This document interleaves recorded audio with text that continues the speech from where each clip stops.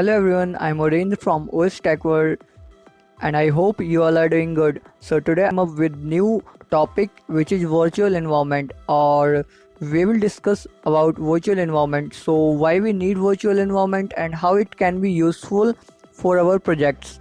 Okay, so we will discuss about it, and we will also discuss about the benefits of virtual environment, that yes, how it can be beneficial in our production level or in our personal use or wherever you use for it.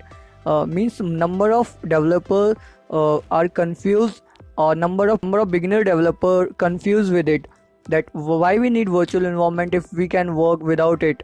Okay, so I will explain here that you should create virtual environment because it is very useful. So see, here you can read, a virtual environment is a tool that helps to keep dependencies required by different projects separate. It means that it is a tool or very useful tool to keep your all dependencies from global package to be separated in your local package of virtual environment. It means if you have project or you are creating virtual environment for project A and you are installing some number of packages in it, then it will not mix with global packages, and it will also not include global packages in your that environment. That's why we use the virtual environment, and is the main reason to use virtual environment in your project. And see, if you are again creating project B and then you are creating separate isolated Python virtual environment for project B, then the project A files will not include or will not mix with project B. And here is the main scene of virtual environment. It keeps all your dependencies, all your packages separately, and it helps you to work on different projects. And here we will learn in more detail why do we need a virtual environment. Imagine a scenario where you are working on two web-based Python projects, and one of them uses a Django some of version and other uses some other version. Okay, so here project A dependencies will not mix with dependencies of project B, and here it helps you a lot to keep both of their dependencies separate. And now we will learn how to create virtual environment before starting a project, and how to activate it and how to use it, and how it can be more beneficial for you all. Okay, so see here. Here is step 1. You need to run a command pip install virtual environment to create virtual environment. Okay, so we will copy this command, and here I have created a folder called Django. Okay, so here from here I will go in the command prompt, and then okay, here I will copy paste. Okay, so see, pip install virtual environment.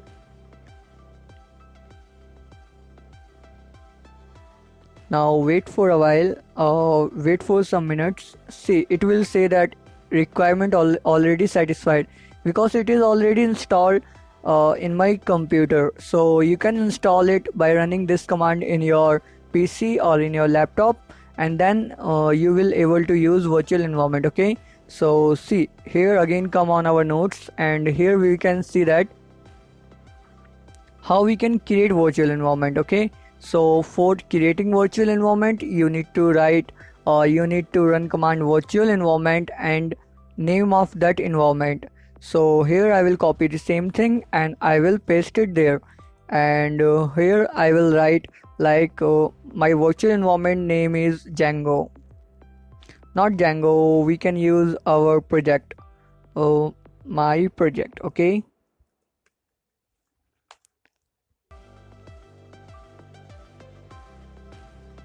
so see, it is creating virtual environment for our project, and now it is created, and now here we can see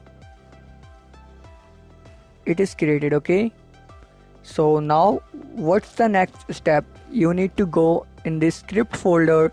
So first let's see what number of file in it directory, and see here my project. We will go cd and my project. Okay, now we are inside my project and we can see here the number of files or folder. See, we have this directory called scripts. We need to go or we need to enter in scripts. So cd scripts. Okay, now we are inside it and now we will see the files. See, here are number of files. We need to activate a virtual environment before using it. So we will run command activate. Now our virtual environment is created, and how you will examine it or how you will know that our virtual environment is created. See, earlier our directory name was written like this, and now it has came up with an extra sentence like this, my project. Okay, so now we will go back cd, okay, to go in our root folder. See, now we are again in our root folder. So now whatever the number of project or packages we will install, it will be installed in our this root folder or in our virtual environment. It will not included in our root folders or root packages. Okay, so see, let's check pip install Django.